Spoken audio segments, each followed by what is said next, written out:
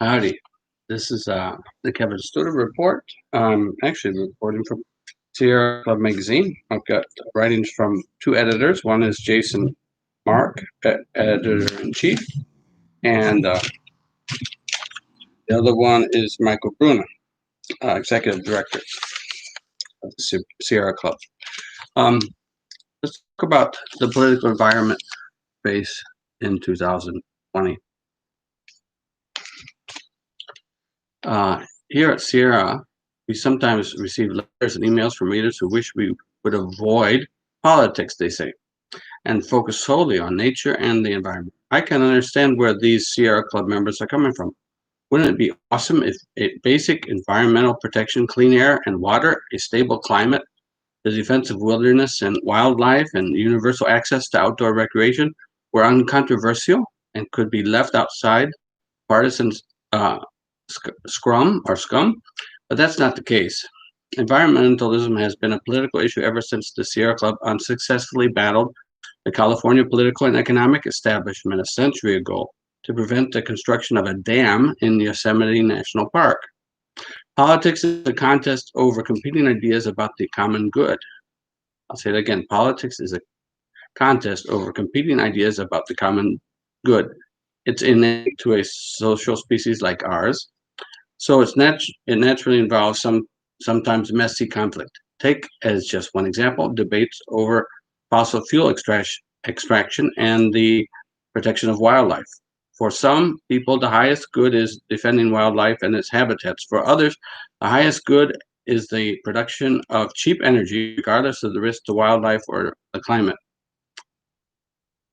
Such a dispute can be settled only via public debate, through administrative rulemaking and legal action, and by legislative writing of laws, which is to say, in the realm of politics.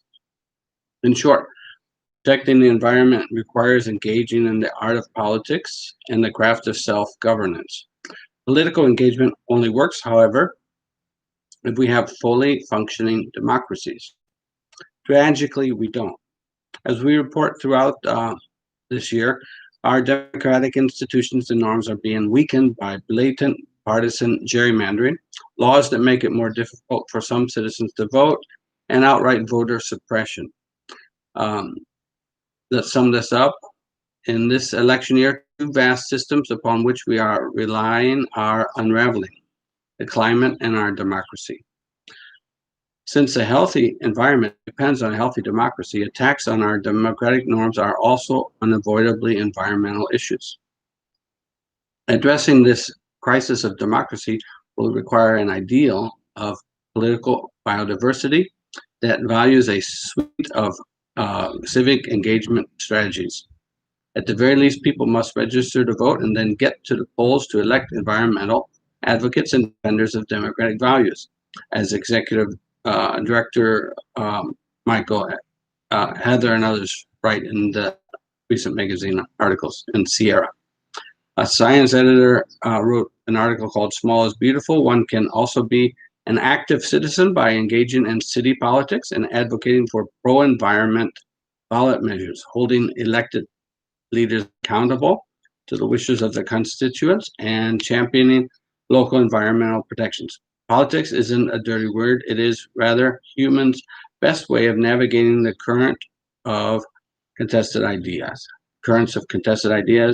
to collaborate and to compromise. Of course, politics can't work without the people's participation and passion. It's essential that each of us act in whatever way we can, whether that means holding a banner at a protest, or contacting elected officials, knocking on doors for candidates, or simply showing up to vote. If we're going to succeed in protecting the planet and all of its inhabitants, human and more than human alike, we must commit to becoming public citizens and to remember that politics is simply part of life on Earth.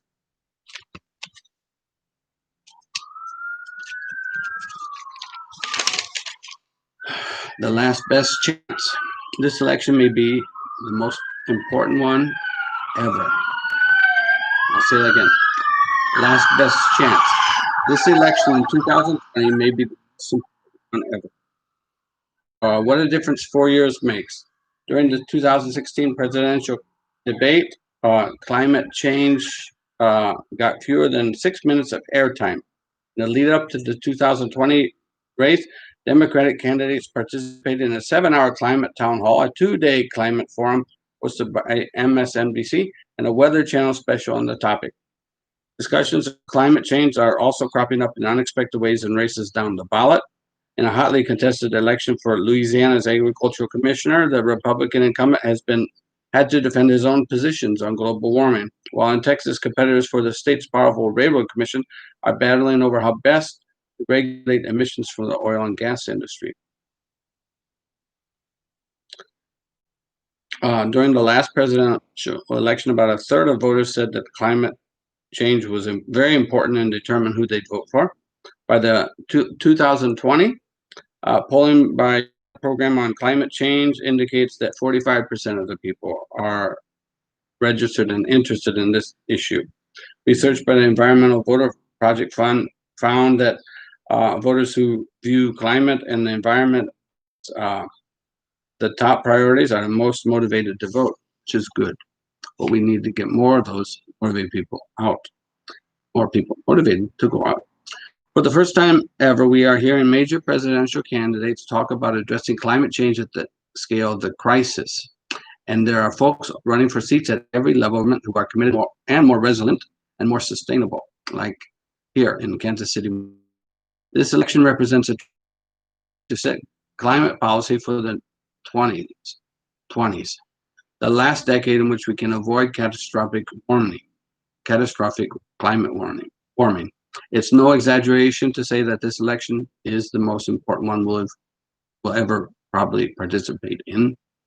We are fast approaching the limits of our carbon budget, the amount of greenhouse gases we can put into the atmosphere and still stay within 2.7 degrees Fahrenheit or 1.5 degrees Celsius rise in global temperatures. It means we cannot afford another 4 years of giveaways to the fossil fuel industry, nor can we afford another 4 years of rollbacks of the safeguards meant to keep up our air and waters clean. We can't give up these safeguards anymore, and that's what the EPA under the Donald Trump administration has been doing. And we can't afford 4 more years of attacks on the dignity of women, immigrants, people of color, LGBT community, and others, and more assaults on the rule of law, the voting rights, and our democracy. Yes, I'm talking about beating Donald Trump, but we can't stop there. We need environmental champions at every level of government. We've seen how powerful climate leaders can be at the state and local levels. In 2018, for example, the Sierra Club supported the U.S. President, Representative Michelle Lujan Grisham in her bid for governor of New Mexico.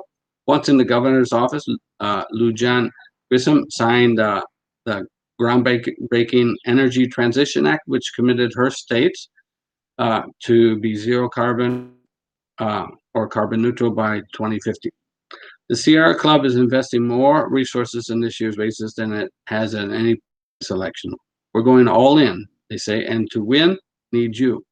Make sure that you're registered to vote and that your friends, family, and neighbors are too.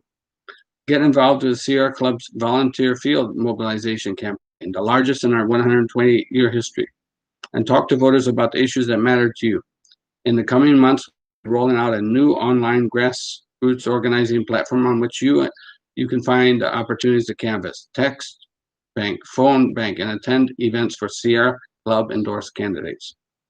In 2016, few of us expected that Donald Trump, a climate denier, would become president, but neither did we predict that by 2019, climate emergency would be Oxford Dictionary's word of the year, or that a 16-year-old Swedish school child would inspire a global climate strike, or that more than 130 cities, 7 states would commit to transitioning 100% to clean energy.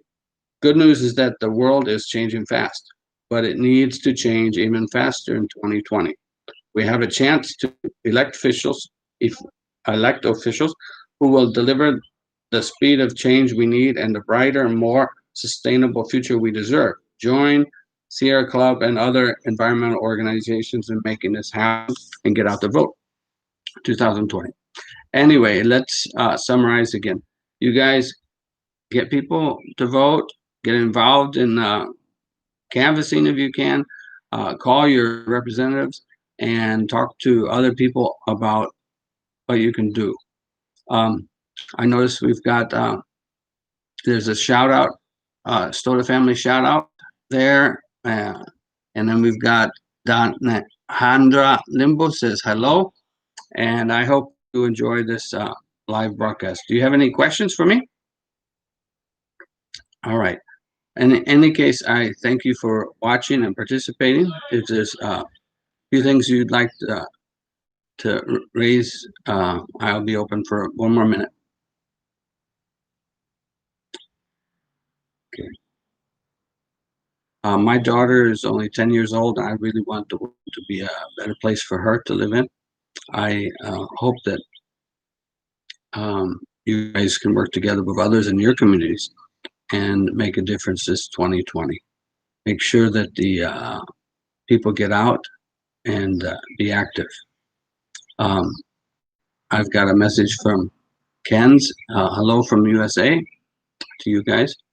And this is from Kansas City, Missouri. Kevin Stoda. Hoping you'll be involved in the future and become active in your country, wherever you're at. Are you all here in the United States or from around the world? Just let me know. Sign in here. This is the Kevin Stoda channel.